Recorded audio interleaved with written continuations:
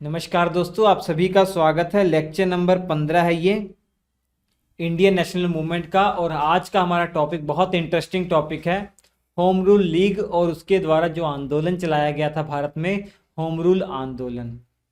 1916 से 1918 के बीच ये आंदोलन चला, इसी को हमें पढ़ना है। भारत में दो होम रूल लीग स्थापित की गई थी, एक एनी बेसेंट के द्वारा और दूसरी बाल गंगाधर तिलक के द्वारा। 1916 में ही विश्व युद्ध चल रहा है ये उस समय, ठीक है। विश्व युद्ध शुरू हो चुका है उसी समय की मैं बात कर रहा हूँ। तो चलिए शुरुआत करते हैं। आज का हमारा टॉपिक, कॉपी पेन लेकर तैयार हो जाइए, अदरवाइज ये क्लास नोट्स आपको मिलेंगे ही, श्री एजुकेशन एप्लीकेशन से आप डाउनलोड कर सकते हैं। हमारा आज का टॉपिक है होम रूल आंदोलन और home rule league. Home rule league और इसी के द्वारा चलाया गया था होम रूल आंदोलन। होम रूल लीग एक संगठन था और इसी के द्वारा जो आंदोलन चलाया गया था उसे होम रूल आंदोलन कहा जाता है। होम रूल आंदोलन, इसी को हमें पढ़ना है। तो चलिए शुरुआत करते हैं इसकी। टाइम पीरियड भी मैं आपको बता देता हूँ, लिखना चाहें लिख लीजिए, टाइम पीरियड भी इम्पोर्टेंट है। 1916 की बात है, शुरुआत होती है, 1918 तक ही चलता है, उसके बाद समाप्त हो जाता है। पढ़ना जरूरी है परीक्षा की दृष्टि से। चलिए, सबसे पहले तो ये प्रश्न बनता है, आखिर भैया इसका मतलब क्या है, इस शब्द का अर्थ क्या है, वो देख लेते हैं। इस शब्द का अर्थ है, अर्थ होम रूल मतलब होम रूल, घर का शासन, स्वशासन, खुद का शासन हमें चाहिए। हमने आंदोलन ये चलाया, क्यों चलाया होगा? हम अंग्रेजों से डिमांड कर रहे हैं कि हमें खुद का शासन चाहिए, हमें अंग्रेजी सत्ता के अधीन नहीं रहना है, अंग्रेजी शासन में नहीं रहना है, हमें खुद शासन चाहिए। भले ये डोमिनियन स्टेटस हमको दे दीजिए, भले ही पूरा इंडिया अंग्रेजों के ही अधिकार में रहे, लेकिन यहाँ पर जो अधिकार शासन कर रहे हैं ना, शासन व्यवस्था में सारे के सारे इंडियन हो। होम रूल हम डिमांड कर रहे थे, स्वशासन की डिमांड कर रहे थे। अर्थ हो जाएगा आपका स्वशासन, ठीक है। नोट्स बना देता हूँ अच्छे से, मज़ा आ जाएगा आपको। स्वशासन। दूसरी बात ये है, हमें प्रेरणा कहाँ से मिली, ये होम रूल आंदोलन हमें प्रेरणा कहाँ से मिली इंडिया में चलाने की? तो याद रखिए, आयरलैंड में भी ये होम रूल आंदोलन चल रहे थे। उस दौरान आयरलैंड भी अंग्रेजों के ही अधीन था और बहुत सफलतापूर्वक अपना काम कर रहा था। और आगे चलकर 1920 में स्वशासन उनको मिल जाता है, अंग्रेजों की तरफ से डोमिनियन स्टेटस मिल जाता है, ठीक। तो ये बहुत अच्छे से काम कर रहा था। और ये प्रेरणा हमको इंडिया में होम रूल आंदोलन चलाने की प्रेरणा कहाँ से मिली? आयरलैंड से मिली। यहाँ से हो जाएगा, प्रेरणा कहाँ से मिली हमको? प्रेरणा आयरलैंड से मिली। आपको यहाँ पर यह भी पता लग जाएगा नोट्स आखिर बनाते कैसे हैं। आयरलैंड से मिली,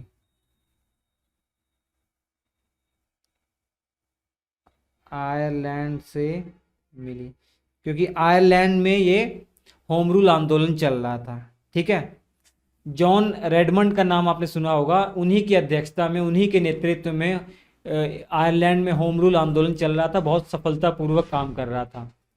तो इनकी तस्वीर मैं आपको दिखाता हूँ, देखिए ये है जॉन रेडमंड, यही है जॉन रेडमंड, इन्हीं की अध्यक्षता में चल रहा था। जॉन, क्या नाम है इनका? जॉन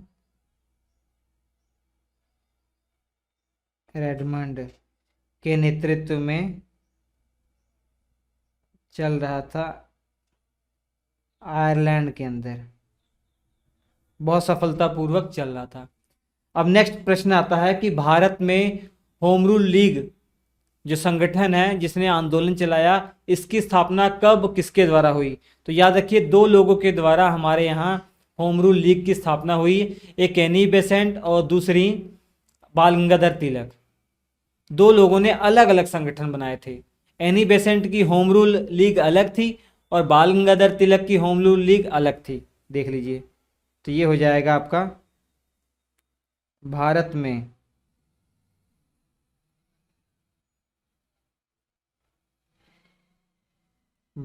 में होम रूल लीग। अगर आपको ये वीडियो थोड़ा स्लो लगे तो आप इसको फास्ट भी कर सकते हैं, लेकिन मैं आपको आराम आराम से बहुत बेहतरीन ढंग से पढ़ाना चाह रहा हूँ, और नोट्स कैसे बनाते हैं ये भी आपको पता लग जाएगा। तो ये बहुत इंटरेस्टिंग वीडियो आपके लिए होने वाला है। सबसे पहले आप जान लीजिए दो भारत के जो दो वीर हैं इनके नाम।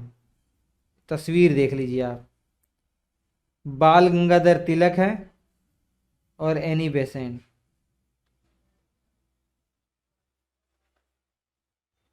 ये एनी बेसेंट है और ये बाल गंगाधर तिलक हैं, ठीक है। तो भारत में होम रूल लीग किसके द्वारा शुरू हुई थी? पहले तो बाल गंगाधर तिलक के द्वारा हुई थी। बाल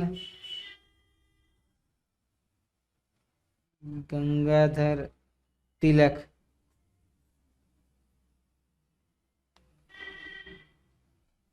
बाल गंगाधर तिलक के द्वारा सबसे पहले इंडिया में होम रूल लीग की शुरुआत हुई। कब हुई ये भी डेट भी पूछा जा सकता है, तो 28 अप्रैल की बात कर रहा हूं मैं। 28 अप्रैल 1916। और दूसरी तरफ एनी बेसेंट के द्वारा भी शुरू हुआ। तो इनका नाम क्या है? Annie Besant. ये आयरलैंड की ही निवासी थी। भारत की नागरिकता इनको बाद में मिल गई थी जब देश आज़ाद हुआ था। एनी बेसेंट, इन्होंने, याद रखिए, इन्होंने जो होम रूल लीग स्थापित की है ना, ये बाल गंगाधर तिलक के बाद की है। इन्होंने कब की है? 1 सितंबर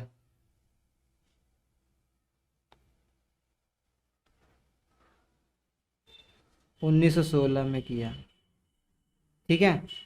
याद कर लीजिएगा। तो इतनी बातें आप याद रखिए, इसको अंडरलाइन करते हैं, इंपॉर्टेंट चीज़ है।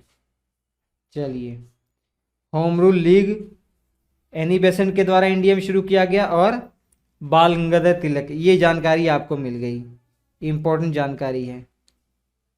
बॉक्स में पैक कर दीजिए, इंपॉर्टेंट इन्फॉर्मेशन है ये आपके लिए, ठीक है। चलिए, और एक और प्रश्न पूछा जाता है। एक मैं आपको फ्लैग दिखा देता हूँ, यहाँ पे हेडिंग लिख देता हूँ, home rule flag. Home rule जब आंदोलन चल रहा था तो किस झंडे का इस्तेमाल किया जा रहा था? होम रूल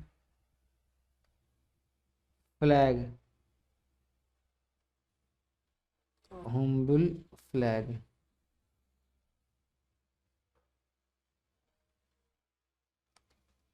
ये है होम रूल फ्लैग।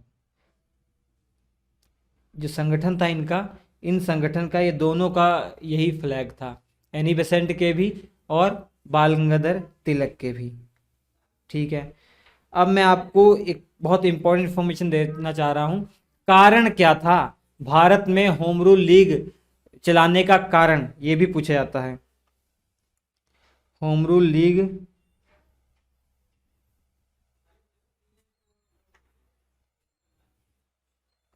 लीग के द्वारा जो आंदोलन चलाया गया था, आंदोलन का कारण,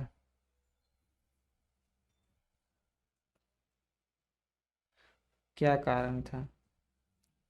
देखिए, सबसे पहली बात मैं आपको कहानी बताता हूँ। 1908 में बाल गंगाधर तिलक जी जेल में हो गए थे। 6 साल के लिए उनको जेल में डाल दिया गया था। तो 8 6 14 1914 में वो छूट कर आए, और देखा उन्होंने कि कांग्रेस जो है कोई सक्रिय आंदोलन चला ही नहीं रही है। जब से विभाजन हुआ है कांग्रेस का गरम दल नरम दल में, तब से कोई सक्रिय आंदोलन नहीं चल रहा था।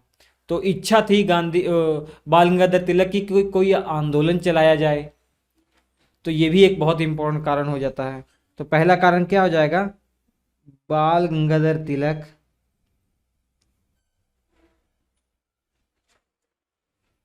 गंगाधर तिलक के जेल जाने के बाद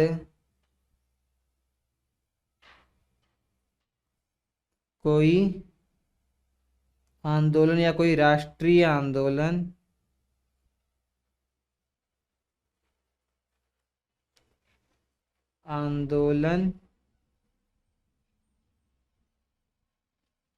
नहीं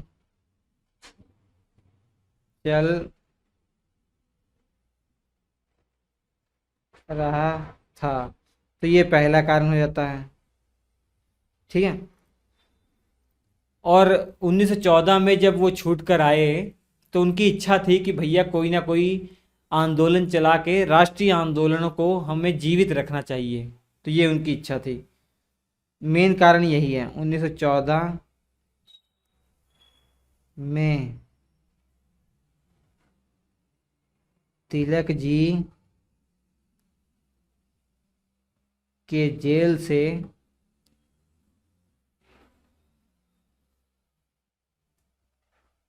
रिहा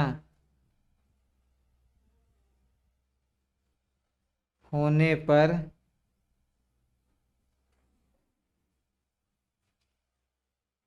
राष्ट्रीय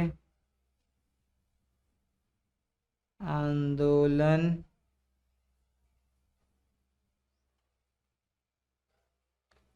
को जीवित रखने की चाहत थी उनकी। रखने की चाहत या रखने की इच्छा, ये हो जाएगा। ठीक है। पढ़ने के बाद ऐसे नोट्स जरूर बनाएं अपने आप ही, या बनाएंगे तो मेंस के लिए बहुत कारगर सिद्ध होगा। ठीक है। तो ये समझ में आ जाएगा। अब इसके अलावा और क्यों हम चलाना चाह रहे थे? जो प्रथम विश्व युद्ध चल रहा था ना, तो अंग्रेज हमें, हमारे भारतीयों को जबरदस्ती इस विश्व युद्ध में शामिल कर रहे थे। हमारे लोगों को, हमारे जो इंडियन सैनिक थे उनको जबरदस्ती इस युद्ध में ले जा रहे थे। ये भी एक कारण था कि हमने इस आंदोलन को चलाया। ठीक है। प्रथम विश्व युद्ध के दौरान, प्रथम विश्व युद्ध के दौरान, प्रथम विश्व युद्ध आपको पता ही कब हुआ?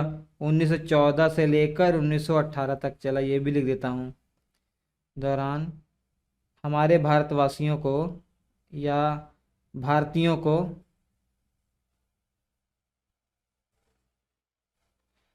जबरदस्ती, यहीं लिख दूं क्या?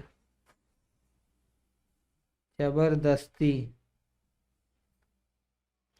ये सही नहीं रहेगा, यहाँ लिखता हूँ जबरदस्ती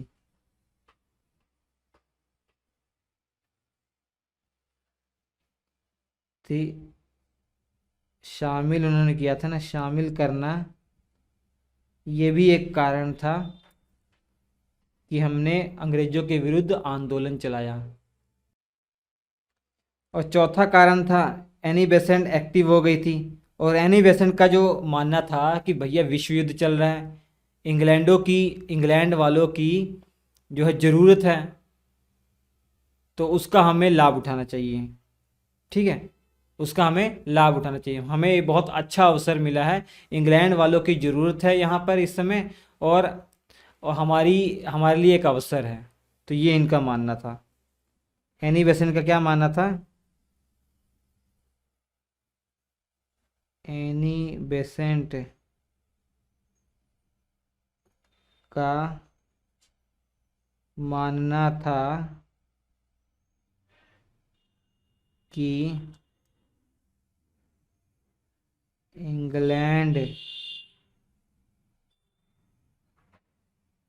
की ज़रूरत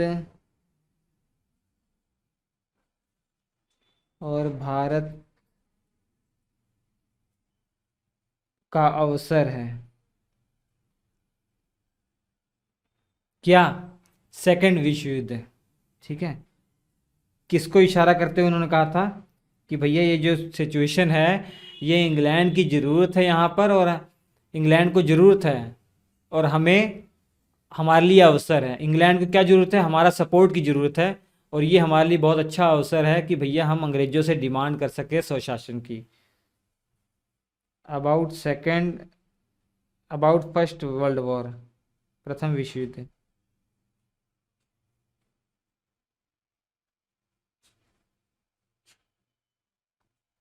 प्रथम विश्व युद्ध की मैं बात कर रहा हूँ। ठीक है। पांचवा पॉइंट ये है एनी बेसेंट से संबंधित कि एनी बेसेंट ने पता 1915 में अधिवेशन हुआ था बम्बई के अंदर। उसमें ये प्रस्ताव रखा था कांग्रेस के सामने कि इंडिया में होम रूल आंदोलन चलाया जाए। देखिए आयरलैंड में सफलतापूर्वक काम कर रहा है, यहाँ भी चलाना चाहिए, लेकिन कांग्रेस के इस अधिवेशन में नकार दिया गया, कुछ इंटरेस्ट नहीं जताया गया। इसलिए ये होम रूल आंदोलन स्पेशली इन लोगों के द्वारा चलाया गया अगले वर्ष 1916 में। तो यहाँ क्या हो जाएगा, 1915 में एनी बेसेंट ने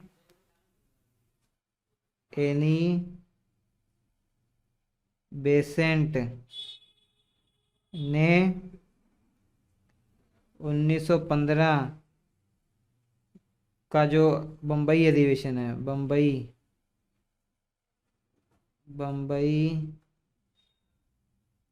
अधिवेशन में होम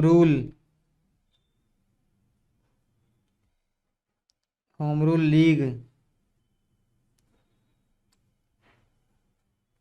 स्थापित करने का प्रस्ताव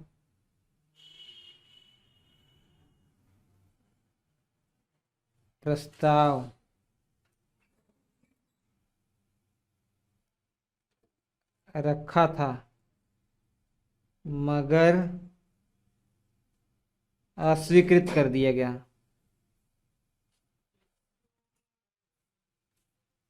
हो गया। ठीक है। तो इसी कारण से इन्होंने अपने अपने होम रूल लीग स्थापित किए, कांग्रेस से मदद नहीं ली, कांग्रेस ने स्वीकार नहीं किया था इसी कारण से। तो ये कारण थे पांच महत्वपूर्ण कि होम रूल आंदोलन चलाया गया एनी बेसेंट और बाल गंगाधर तिलक के द्वारा। ठीक है। अब जो ये आंदोलन चलाया गया, इनका लक्ष्य क्या था, इन आंदोलनों का चलाने का लक्ष्य क्या था, क्या पर्पस था चलाने का, तो लक्ष्य की बात हम करने वाले हैं। होम रूल आंदोलन का लक्ष्य, होम रूल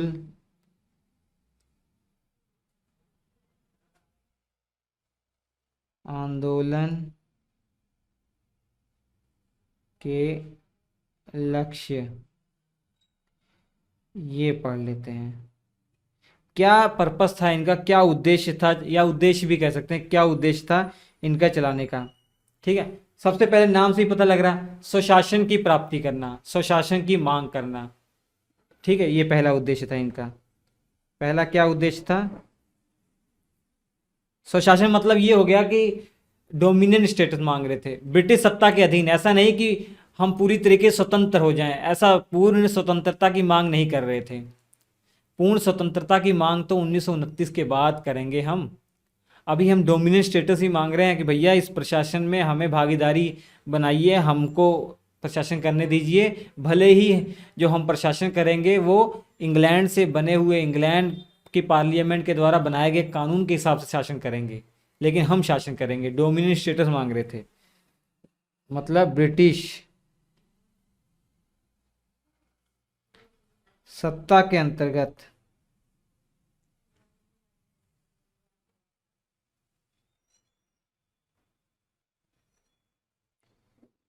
ठीक है ही स्वशासन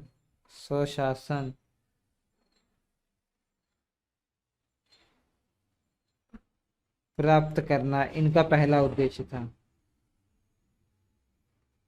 ठीक है। ठीक है। और ये कह रहे थे कि भारत में जो प्रांत है ना, वो भाषा के आधार पर गठित किया जाए।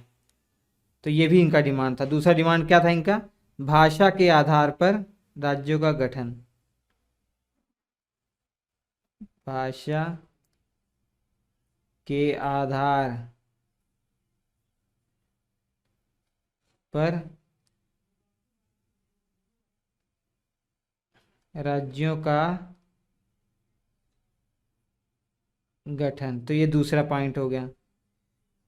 और तीसरा, ऐसा आंदोलन चलाया जाए ताकि इंडियन के अंदर नेशनलिज्म की भावना उत्पन्न हो, राष्ट्रीयता की भावना उत्पन्न हो, देश प्रेम की भावना उत्पन्न हो। ये भी इनका उद्देश्य था। क्या उद्देश्य था अगला? देश के लोगों में, देशवासियों में या देश में नेशनलिज्म की भावना, राष्ट्रीयता की भावना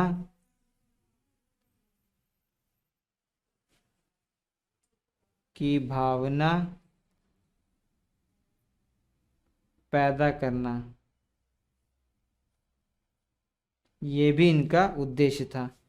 ठीक है। और चौथा,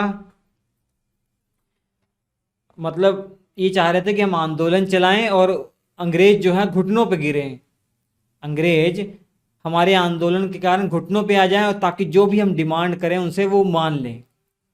अंग्रेजों को झुकाना चाह रहे थे, अपनी मांगे मनवाना चाह रहे थे। तो ये भी इनका उद्देश्य था।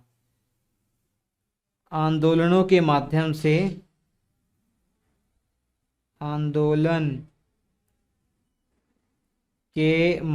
से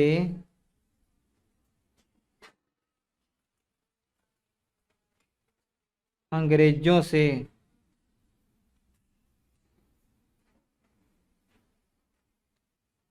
अपनी मांग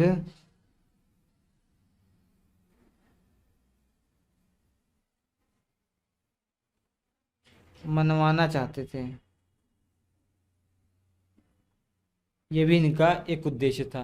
तो ये चार मुख्य उद्देश्य थे कि पहला स्वशासन प्राप्त करना, दूसरा राज्यों का गठन भाषा के आधार पर, तीसरा देश प्रेम की भावना लोगों में उत्पन्न करना, और चौथा अंग्रेजों से जो अपनी बातें हैं वो मनवाना। ये इनका लक्ष्य था। ठीक है। अब हम बात कर लेते हैं कि तिलक जी की जो होम रूल लीग थी और आपकी एनी बेसेंट की होम रूल लीग थी, इन दोनों में क्या अंतर था, दोनों की विशेषताएं वो हम समझ लेते हैं। तो दो कॉलम बनाते हैं ताकि सारी बातें क्लियर हो जाएं अच्छे से। बीचों बीच लाइन खींच देते हैं। ठीक है। अब इसके बाद यहाँ पर हम चर्चा करेंगे, एक पॉइंट पर चर्चा करेंगे हम, तिलक जी की होम रूल लीग। यहाँ पे हेडिंग डाल लेते हैं, तिलक जी की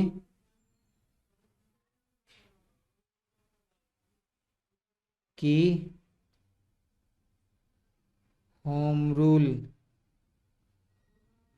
लीग। और यहाँ पे एनी बेसेंट की,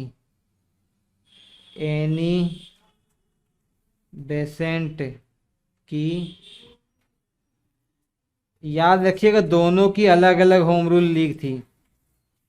सबसे पहले बाल गंगाधर तिलक ने ही शुरू की है। ठीक है। मैंने बता ही दिया स्थापना तो भैया सबसे पहले किसकी हुई है? तिलक जी की। कब हुई है? 28 अप्रैल 1916। और यहाँ पे स्थापना आपको बता दिया मैंने, सितंबर के महीने में हुई थी। अप्रैल, मई, जून, जुलाई, अगस्त, सितंबर, 6 महीने का अंतर है। यहाँ पे स्थापना कब हुई है? 1 सितंबर 1916। ठीक है। स्थान कर्नाटक वाले क्षेत्र में इन्होंने बेलगाम के अंदर इन्होंने घोषणा की थी, तिलक जी ने। और एनी बेसेंट ने मद्रास वाले इलाके में की थी। स्थान भी पूछे जाए तो स्थान बता सकते हैं आप। स्थान घोषणा कहाँ की थी इन्होंने? बेलगाम। यहाँ से शुरुआत की थी, बेलगाम। ये आपको पता है कर्नाटक में है। और यहाँ से घोषणा की थी। लेकिन कभी कभार हेडक्वार्टर भी पूछ लिया जाता है। अगर हेडक्वार्टर पूछा जाएगा तो पूना है, पूना हेडक्वार्टर रहेगा। ठीक है। और यहाँ पर स्थान क्या है? मद्रास के अंदर। मद्रास में एक जगह है अड्यार, वहाँ पे अड्यार।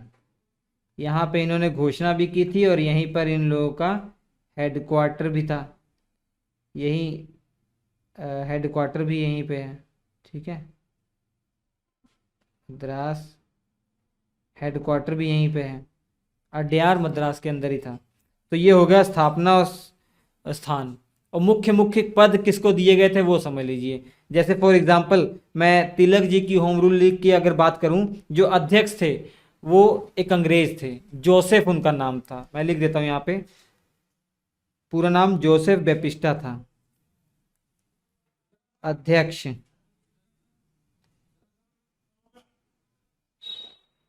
अध्यक्ष कौन थे? जोसेफ बेपिस्टा। जबकि इनकी अध्यक्ष एनी बेसेंट की होम रूल की अध्यक्ष खुद एनी बेसेंट थी। ये बहुत बड़ा अंतर है, याद रखिएगा। बाल गंगाधर तिलक की जो होम रूल लीग थी, इसके अध्यक्ष खुद बाल गंगाधर तिलक नहीं थे, जोसेफ बेपिस्टा थे। इनके अध्यक्ष कौन थे? इनके अध्यक्ष आपके एनी बेसेंट खुद थी, एनी बेसेंट। अगर मैं आपको जोसेफ बेपिस्टा की तस्वीर दिखा दूं तो ये हैं, देखिए जोसेफ बेपिस्टा, ठीक है। और एनी बेसेंट की तस्वीर तो आप देखिए हैं, ये एनी बेसेंट की तस्वीर है। चलिए लाइन को थोड़ा लंबी खींच लेते हैं, ठीक है। अब उसके बाद एक पोस्ट थी सचिव। सचिव कौन थे ये समझ लीजिए, ये भी बहुत इंपॉर्टेंट पोस्ट थी, सचिव।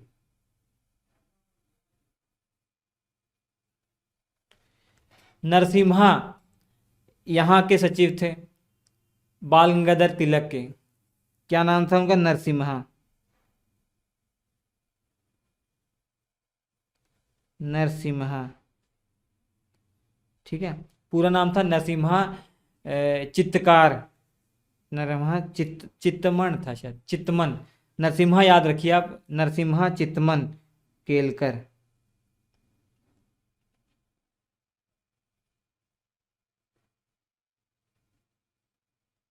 चित्तामन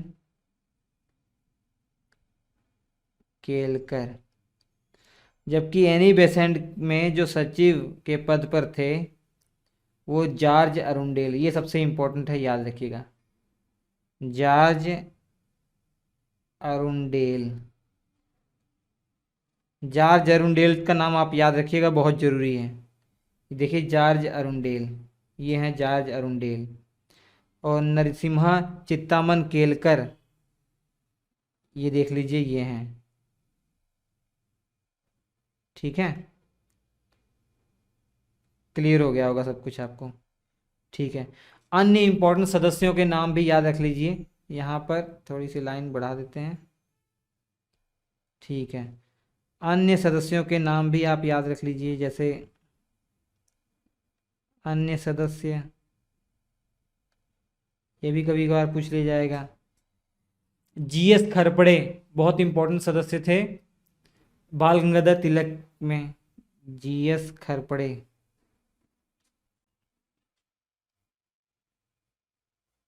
ठीक है। बीएस मुंजे,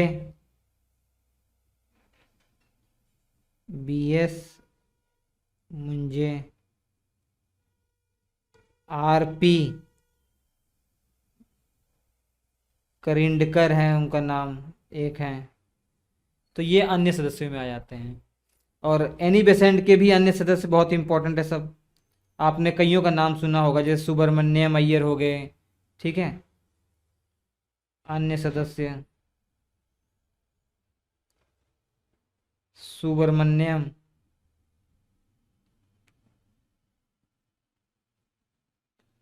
अय्यर है, पूरा नाम सुब्रमण्यम अय्यर, सुब्रमण्यम अय्यर।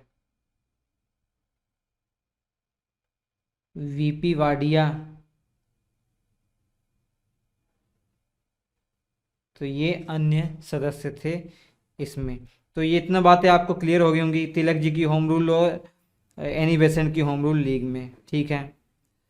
अब इन्होंने अपनी होम रूल लीग का प्रचार किन समाचार पत्रों के माध्यम से इन्होंने अपने आंदोलन का प्रचार किया, ये भी बहुत इंपॉर्टेंट फैक्ट है। समाचार पत्रों का क्या रोल रहा वो भी ये देख लेते हैं। न्यूज़पेपर,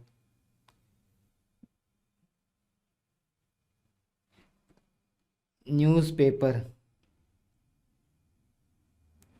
सबसे पहले यहाँ भी लाइन खींच देते हैं, ठीक है। न्यूज़पेपर जैसे केसरी न्यूज़पेपर,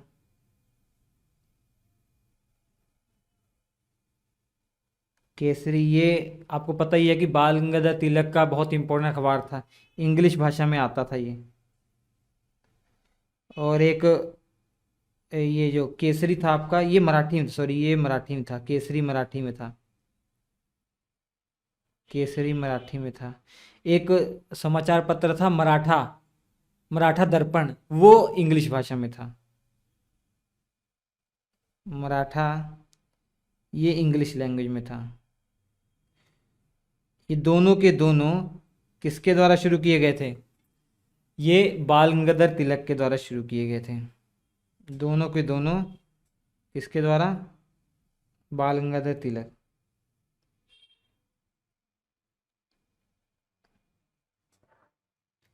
ठीक है, तो यहाँ भी न्यूज़पेपर इम्पोर्टेंट है।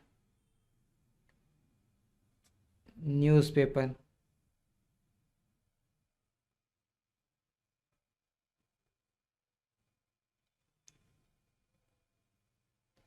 न्यू इंडिया एक न्यूज़पेपर है, न्यू इंडिया। और दूसरा आपका हो जाएगा कॉमनवेल्थ।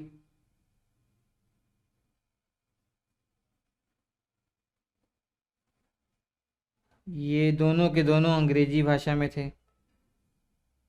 और ये दोनों के किसके द्वारा शुरू किए गए थे? ये दोनों के दोनों एनी बेसेंट के द्वारा शुरू किए गए थे। दोनों के दोनों एनी बेसेंट, एनी बेसेंट, सही से लिख देते हैं, एनी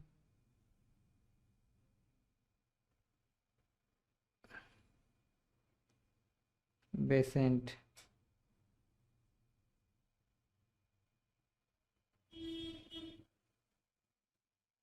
चलिए ठीक है, तो ये तो हो गई दोनों की होम रूल लीग में अंतर विशेषताएं क्या थी वो मैंने आपको बता दी है। अब सबसे ज़्यादा शाखाएं जो थी, ब्रांचेस, वो किसकी थी? एनी बेसेंट की, 200 शाखाएं थी। और आपके बाल गंगाधर तिलक की मात्र 6 शाखाएं थी, ये भी याद रख सकते हैं आप। शाखाएं,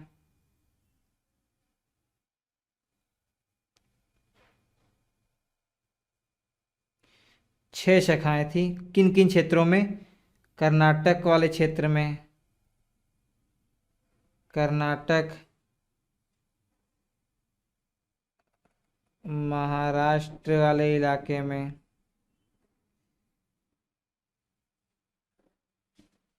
बम्बई वाले इलाके में, सॉरी बम्बई को छोड़कर, बम्बई में नहीं थी ना, बम्बई में, याद रखिए बम्बई में नहीं थी। कर्नाटक, महाराष्ट्र, महाराष्ट्र के अंदर जो आज का महाराष्ट्र में जो बम्बई वाला इलाका उसको छोड़कर, ठीक है, यहाँ पे लिख लीजिएगा, बम्बई को छोड़कर, महाराष्ट्र में बम्बई को छोड़कर।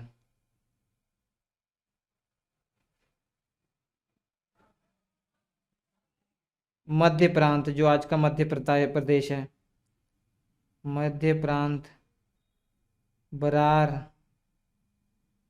इन इलाकों में थी, याद रखिएगा, इन इलाकों में थी। 6 शाखाएं इनकी थी, जबकि इनकी शाखाओं की अगर बात करें तो 200 से भी ज़्यादा शाखाएं थी।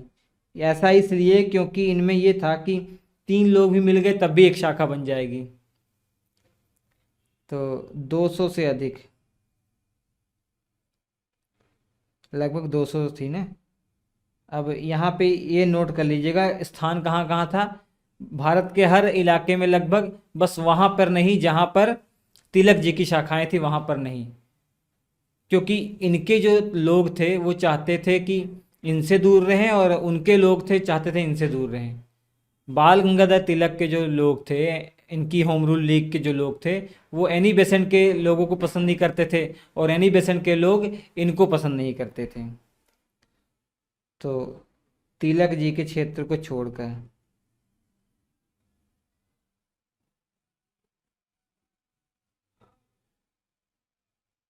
बाकी हर जगह इनके ब्रांच थी। तो ये हो गया भैया आपका दोनों की होम रूल लीग की विशेषताएं। अब नेक्स्ट हेडिंग आप डाल लीजिए, परिणाम क्या निकले। इन्होंने जो आंदोलन चलाया इसका परिणाम क्या निकला। परिणाम, होम रूल आंदोलन के परिणाम।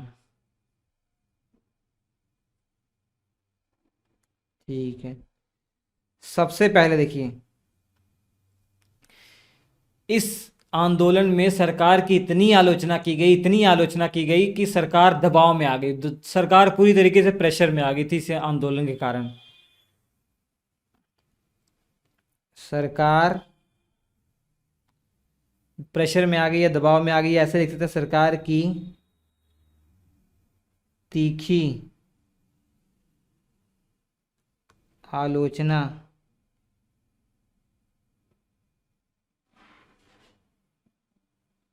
के कारण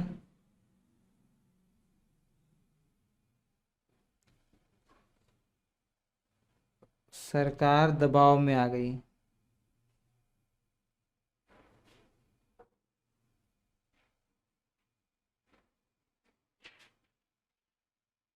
दबाव में आ गई, ठीक है। और दूसरा इंपॉर्टेंट चीज,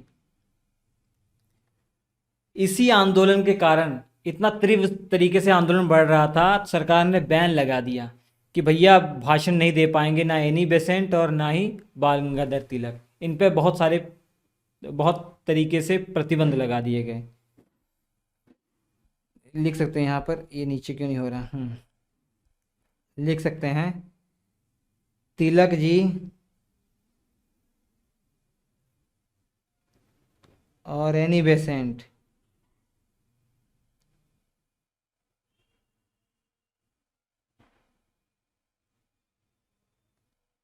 के भाषणों पर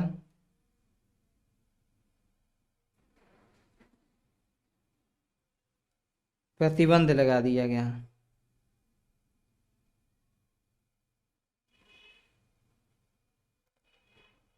प्रतिबंध लगा दिया गया अंग्रेजी हुकूमत के द्वारा। ठीक है, इतना डर हो गया था तिलक जी का कि तिलक जी को वो पंजाब वाले इलाके में, दिल्ली वाले इलाके में घुसने नहीं दिए। सफ़र कर रहे थे जब तिलक जी पंजाब और दिल्ली जाना चाह रहे थे, अंग्रेजों ने बैन लगा दिया, उनको जाने नहीं दिया। तो लिख सकते हैं दिल्ली और पंजाब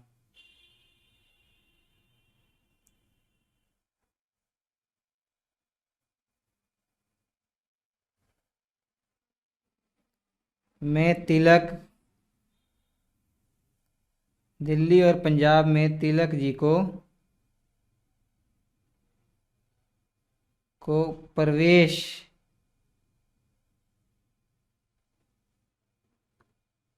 करने से रोका गया,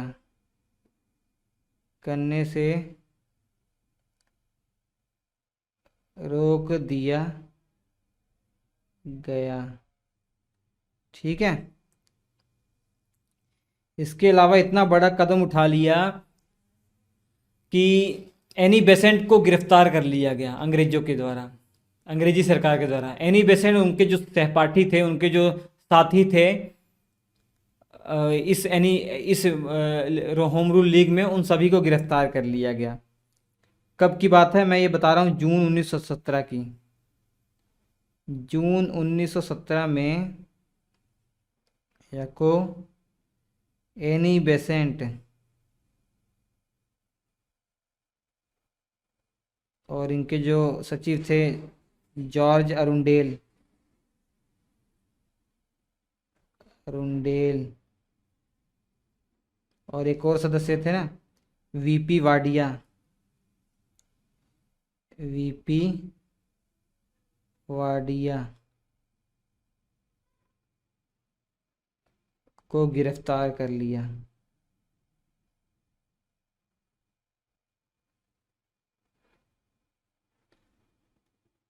जो इनको गिरफ्तार किया गया, इतना विरोध होना शुरू हो गया, इतना विरोध होना शुरू हो गया कि एनी बेसेंट बहुत पॉपुलर हो गई पूरे इंडिया में, लगभग लगभग बहुत ज़्यादा पॉपुलर हो गई। यही कारण तो था 1917 में जो अधिवेशन हुआ था दिसंबर वाले महीने में, तब छूट कर ये आ गई थी दिसंबर में। और उस समय डायरेक्ट इनको कांग्रेस का अध्यक्ष बना दिया जाता है।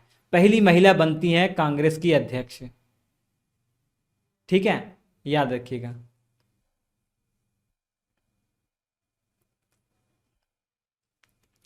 और इसके अलावा जब देखा कांग्रेस ने, कांग्रेस के लीडरों ने देखा कि भैया ये होम रूल आंदोलन तो बहुत बढ़ता जा रहा है, बहुत फेमस हो रहा है, तब जाकर जो पहले सपोर्ट नहीं कर रहे थे अब वो लोग भी सपोर्ट करना शुरू कर देते हैं। कांग्रेस के बड़े बड़े लीडर, मुस्लिम लीग के बड़े बड़े लीडर। तो पांचवा पॉइंट में आप ये लिख सकते हैं,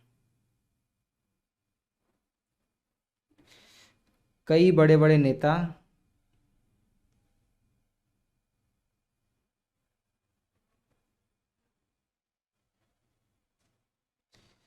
समर्थन में आ गए।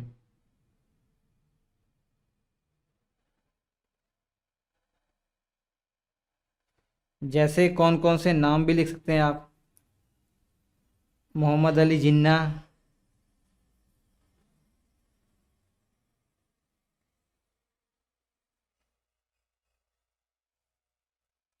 मोतीलाल नेहरू, जवाहरलाल नेहरू के पिताजी,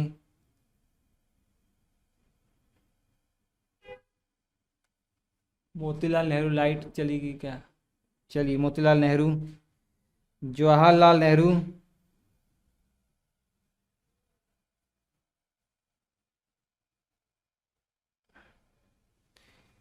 तेज बहादुर सप्रू,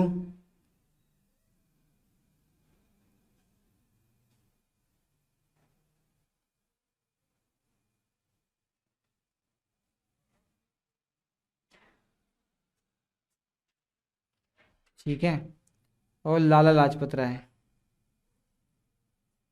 लाला लाजपत राय। ये सब बड़े बड़े लीडर जो है ना अब सपोर्ट में आ गए, समर्थन करने लग गए इस आंदोलन को। तो ये याद रखिए। और इसके अलावा एक और इम्पोर्टेंट फैक्ट है, नाइट की उपाधि त्याग दी थी सुब्रमण्यम जी साहब ने। सुब्रमण्यम अय्यर साहब ने नाइटहुड की जो उपाधि थी ना अंग्रेजों के द्वारा मिली थी, वो त्याग दी थी जब एनी बेसेंट को गिरफ्तार कर लिया गया था।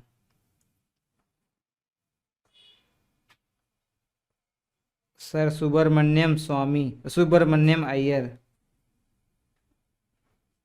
नियम अय्यर ने नाइटहुड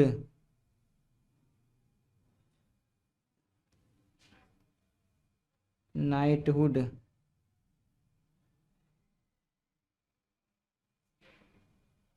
की उपाधि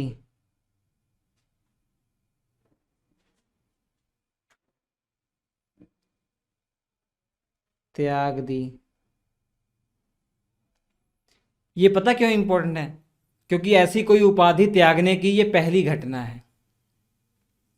ठीक, जो राजनीतिक उपाधि है वो, ये वाली जो उपाधि अंग्रेजों के द्वारा दी गई है, ऐसी उपाधि त्यागने की भारत में ये पहली राजनीतिक घटना है। इस कारण से ये मैं आपको बता रहा हूँ।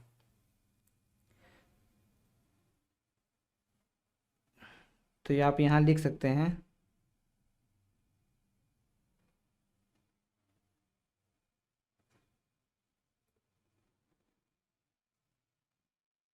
ठीक, उपाधि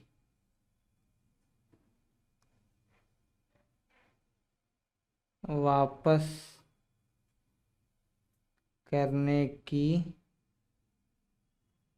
पहली घटना है ये, इसलिए मैं लिखवा रहा हूँ आपको। ठीक है। अभी एनी बेसेंट जेल में ही हैं और अगस्त 1917 में इंग्लैंड में घोषणा हो जाती है। उस घोषणा में ऐसा क्या कहा गया मोंटेग्यू के द्वारा कि भैया आंदोलन ठंडा पड़ गया। आंदोलन बिल्कुल ही ठंडा पड़ गया। मोंटेग्यू ने अगस्त के महीने में घोषणा की थी। कहाँ? हाउस ऑफ कॉमन्स, जो ब्रिटेन का लोअर सदन है, वहां पे एक घोषणा की जाती है भारत के जो सचिव हैं मोंटेग्यू, उनके द्वारा। ठीक है, तो इसे मोंटेग्यू घोषणा कहते हैं। यहां पर मैं लिख देता हूं हेडिंग, 20 अगस्त 1917 को मोंटेग्यू घोषणा।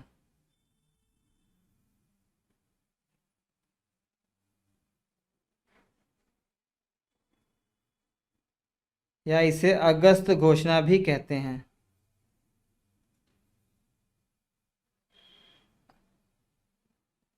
बहुत इंपॉर्टेंट। ऐसा क्या मोंटेग्यू साहब ने घोषणा की कि जो नरम दल के नेता थे, नरम स्वभाव के नेता थे, वो पक्ष बिल्कुल खुश हो गया। उन्होंने कहा भैया ये तो मैग्ना कार्टा है, इतनी अच्छी घोषणा कर दी है। तो ये हाउस ऑफ कॉमन्स में इन्होंने ये कहा कि भैया जो इंडियंस हैं ना, उनको अधिकार मिलेंगे, उनके लिए उत्तरदायी शासन की व्यवस्था की जाएगी, लेकिन क्रमिक रूप से उनको भारतीय शासन में, प्रशासन में हिस्सा मिलेगा। अब हम आंदोलन कौन सा चला रहे हैं? स्वशासन आंदोलन चला रहे हैं, मतलब होम रूल आंदोलन चला रहे हैं ना। तो वहां पर घोषणा हो जा रही है कि भैया हमको स्वशासन मिलेगा, लेकिन क्रमिक रूप से। अभी हम इतने परिपक्व नहीं हो गए हैं कि देश का शासन चला पाएं। धीरे धीरे आपको शासन में शामिल किया जाएगा और बाद में पूरी तरीके से उत्तरदायी शासन की व्यवस्था कर दी जाएगी। उत्तरदायी शासन मतलब जनता के द्वारा चुनी हुई सरकारें होंगी, ऐसी व्यवस्था कर दी जाएगी, लेकिन क्रमिक रूप से, धीरे धीरे। तो ये घोषणा थी। सबसे इंपॉर्टेंट बात यहाँ पर ये लिखिए आप कि हाउस ऑफ कॉमन्स में ये घोषणा हुई थी।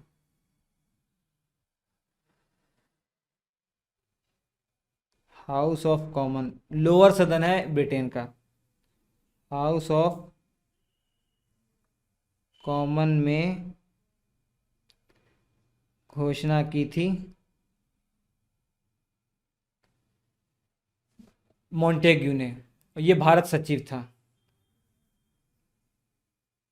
किसके द्वारा? मोंटेग्यू के द्वारा। ये कौन था? भारत सचिव। ये भारत सचिव ब्रिटिश सरकार में कैबिनेट मिनिस्टर हुआ करते थे। कैबिनेट स्तर के मिनिस्टर हुआ करते थे, जो इंग्लैंड में ही रहकर भारत को संचालित करते थे। इन्होंने क्या घोषणा की? घोषणा ये की कि भारतीय प्रशासन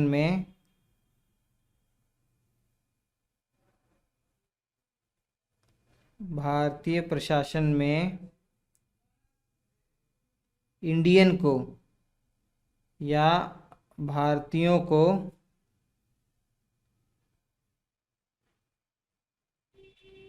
क्रमिक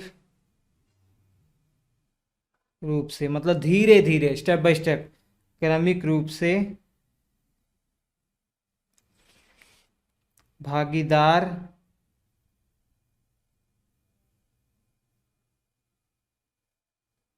बनाने की बात स्वीकार ली गई।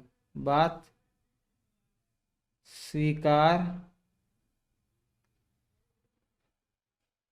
कर ली गई। ठीक है। और यहाँ पर एक इम्पोर्टेंट बात यह है कि जो नरमपंथी के नेता थे, उन्होंने इसको मैग्ना कार्टा कहा।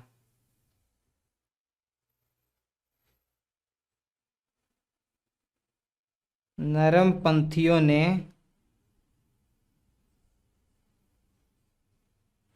इसे भारत का मैग्ना कार्टा कहा।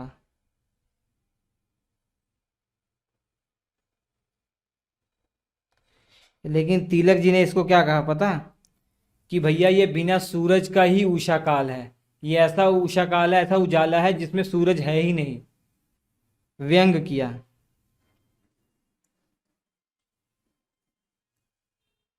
तिलक जी ने इसे सूर्य विहीन या बिना सूरज के विहीन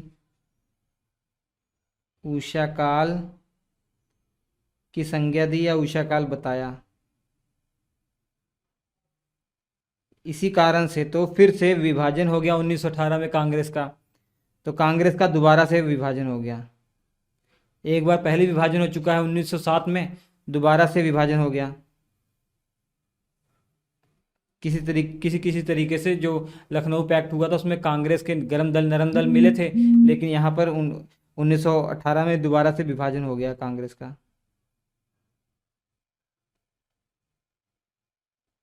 विभाजन हो गया 1918 में। अब क्या हुआ, कई नरमपंथी नेताओं ने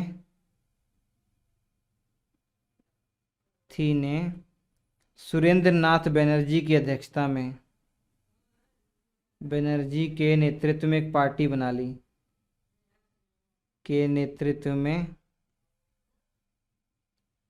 एक पार्टी बना ली, नई पार्टी का गठन किया।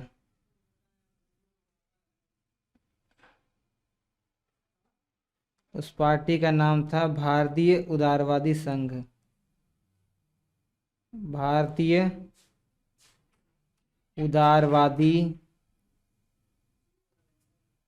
संघ। तो ये 1918 में कांग्रेस का विभाजन हो गया भैया। ठीक है, समझ में आ गया। अब थोड़ा सा पीछे चलते हैं। अब जो एनी बेसेंट के समर्थक थे, और एनी बेसेंट वो भी इससे खुश थे, जो अगस्त घोषणा हुई है इससे खुश थे, उन्होंने भी आंदोलन बंद कर दिया और दिसंबर 1917 में एनी बेसेंट को जेल से रिहा कर दिया गया। 1917 में एनी बेसेंट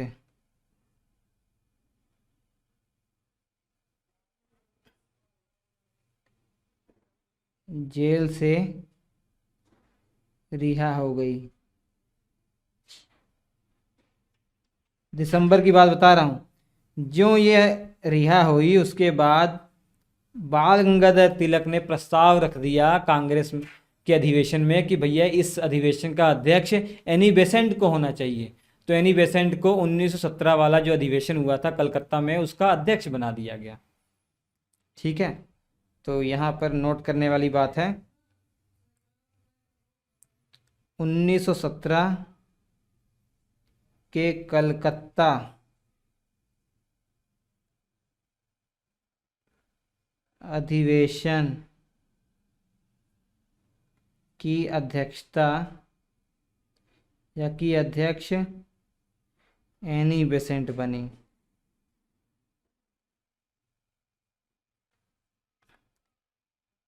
एनी बेसेंट बनी। तो ये इम्पोर्टेंट इसलिए हो जाता है कि पहली महिला है, पहली महिला अध्यक्ष है कांग्रेस की। ठीक है, तिलक जी ने प्रस्ताव रखा था इसमें। ठीक, याद कर लीजिए। एनी बेसेंट भी अगस्त घोषणा से खुश थे और 1918 में होम रूल आंदोलन खत्म हो जाता है। एनी बेसेंट की तरफ से खत्म हो गया और जो बाल गंगाधर तिलक है इनकी ओर से भी खत्म हो ही गया था। क्यों? क्योंकि ये एक मुकदमा लड़ने के लिए इंग्लैंड चले गए थे। इन्होंने किसी पर केस कर दिया था, मानहानि का केस कर दिया था, उसका मुकदमा लड़ने ये इंग्लैंड में चले गए थे। तो इस तरीके से बाल गंगाधर तिलक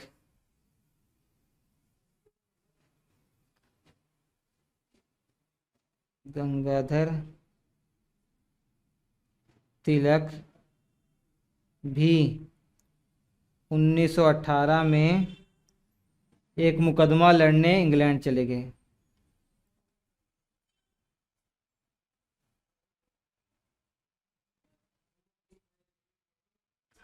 लंदन चले गए, ठीक है।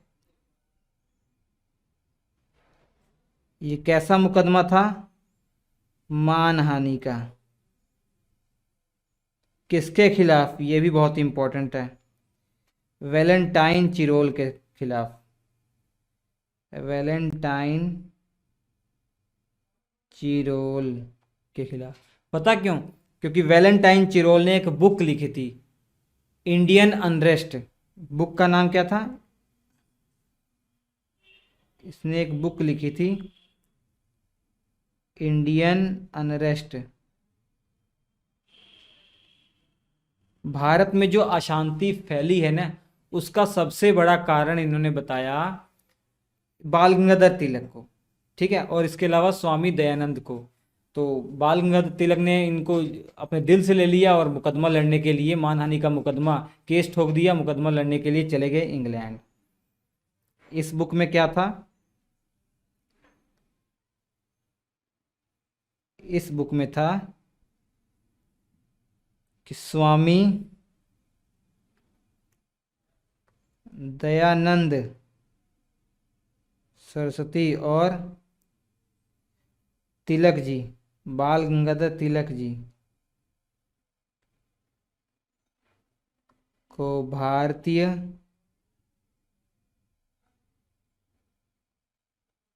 अशांति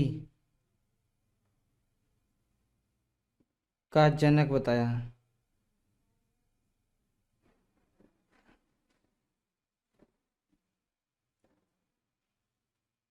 तो यही हैं, तस्वीर देख लीजिए, वैलेंटाइन चिरोल।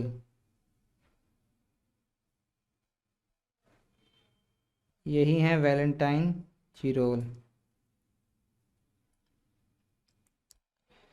ठीक।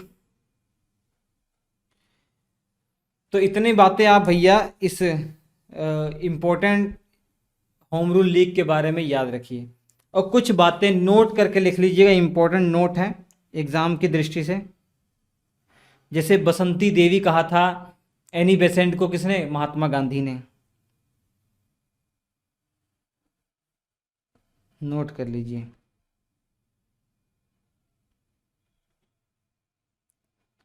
महात्मा गांधी ने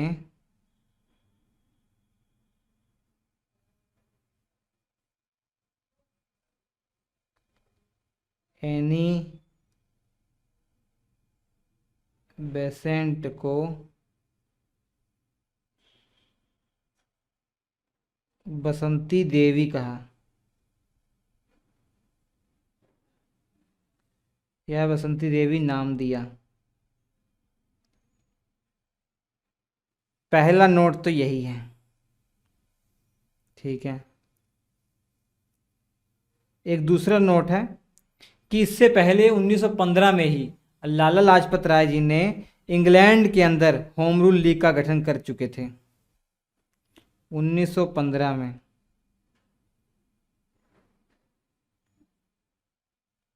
लाला लाजपत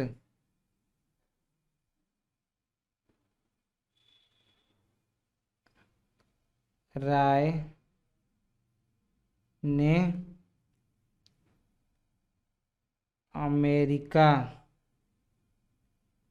में एक होम रूल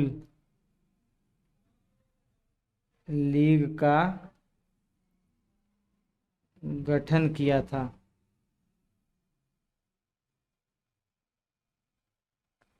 ठीक है। तो इतनी बातें आप इस नोट में, दो चीज़ें याद रखिए, ठीक है। कुछ महत्वपूर्ण कथन भी हैं, वो भी आप याद रखिए। महत्वपूर्ण कथन, हेडिंग डाल लीजिए, महत्वपूर्ण कथन, बहुत इंपॉर्टेंट महत्वपूर्ण कथन है। एक तो आप जानते ही हैं, मेरा जन्म, सॉरी, स्वराज मेरा जन्म सिद्ध अधिकार है, ये किसने कहा था? और मैं इसे पाकर रहूंगा, बाल गंगाधर तिलक ने। स्वराज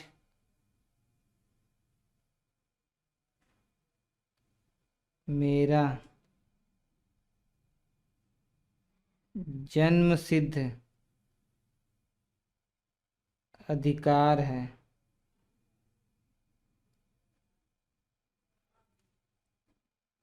और मैं इसे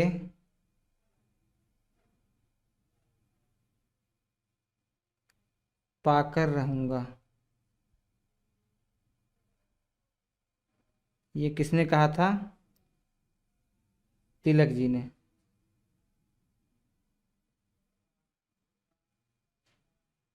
तिलक जी ने कहा था इस। ये क्या बन गया? तिलक जी ने कहा था। ठीक है। दूसरी इंपॉर्टेंट चीज, तिलक जी ने कहा था कि स्वराज कोई पका हुआ फल नहीं है कि करोगे आपके मुंह में गिर जाएगा, उसके लिए संघर्ष करना पड़ेगा। स्वराज कोई पका हुआ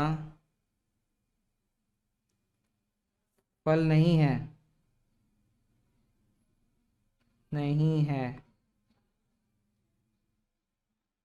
जो आपके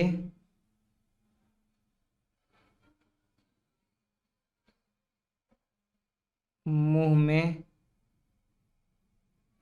आ गिरेगा, उसके लिए संघर्ष करना पड़ेगा। ये भी किसने कहा है? तिलक जी ने कहा है।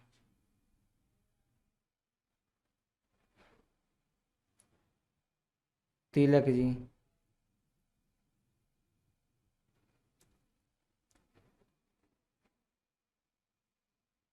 तिलक जी ने कहा है। ठीक है, नोट कर लीजिएगा। और इसके अलावा एक और बात तिलक जी ने कही, बहुत ही इंपॉर्टेंट है। हम भेड़ों के बीच, हम भेड़ों के बीच, भेड़ों के बीच पले हुए सिंह के शावक हैं। बीच पले हुए सिंह के शावक हैं, मतलब शेर के बच्चे हैं हम, शावक हैं। ये भी तिलक जी ने ही कहा था। तिलक जी ने ही कहा था। ये तीन बातें तिलक जी की आप याद रखिए। ठीक है। इसके अलावा एनी बेसेंट ने एक बात कही थी, वो भी नोट कर लीजिएगा कि मैं भारत में एक